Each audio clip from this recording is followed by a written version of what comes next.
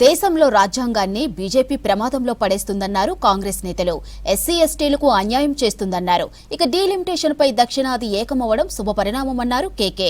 దక్షిణ బలం కోసమే సీఎం రేవంత్ రెడ్డి ఫైట్ చేస్తున్నారని తెలిపారు.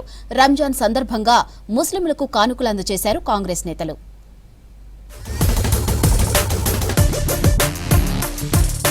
డీలిమిటేషన్ పై దక్షిణాది రాష్ట్రాలు ఏకం కావడం శుభపరిణామమన్నారు ప్రభుత్వ సలహాదారు కె కేశవరావు. పార్లమెంట్లో బలం ఉంది కదా అని బిల్లు ఆమోదిస్తే ఫెడరలిజం దెబ్బతింటుందన్నారు. ప్రస్తుత జనాభా ప్రకారం నియోజకవర్గాల పునర్విభజన చేస్తే తెలంగాణకు 2, ఏపీకి 5 ఎంపీ సీట్లు తగ్గుతాయన్నారు. దక్షిణాది గలం కోసం రేవంత్ ఫైట్ చేస్తున్నారన్నారు. డీలిమిటేషన్ పై కేంద్ర మంత్రి కిషన్ రెడ్డి మాటలు సరికాదన్నారు కేకే. డీలిమిటేషన్ తో సీట్ల ఇష్యూ కాదు కానీ నేషనల్ యూనిటీ ఇష్యూ. ఇది ఒక ఉద్యమం రకం మీదకి వస్తుంది. చాలా గర్వం ఫీల్ చేసుకుంటూ నేను చెప్పే మాట ఏంటంటే, దీనికి లీడర్షిప్ కథానాయకుడు స్టాలిన్ అయినప్పటికీ అక్కడ హీరోగా ఎమర్జ్ అయింది రేవంత్ రెడ్డి.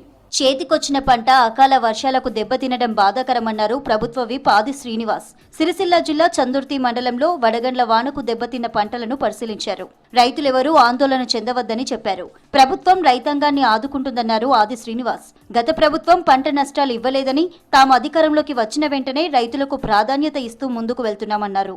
వరి పొలాలపైన వడగండ్ల వెళ్ళడం వల్ల తీవ్రంగా నష్టం జరిగింది. ఎబో 33-35% కొన్న 50% కూడా పంట నష్టపోయిందనేటువంటి సమాచారం. తప్పనిసరిగా ప్రభుత్వ పక్షాన రైతాంగాన్ని ఆదుకోవడం జరుగుతుంది. గత 10 ఏళ్లలో వడగళ్ల వల్ల నష్టపోతే ఎవరు కూడా ఎకరాకు రూపాయి కూడా రాని సందర్భం, ఆ రోజు అనాపైస కూడా రాపోతుంది. అంతకుముందు రాజశేఖర్ ముఖ్యమంత్రి ఉన్నప్పుడు వడగళ్ల వల్ల నష్టపోయిన వారికి ఆ రోజు ఇచ్చేవాళ్ళం.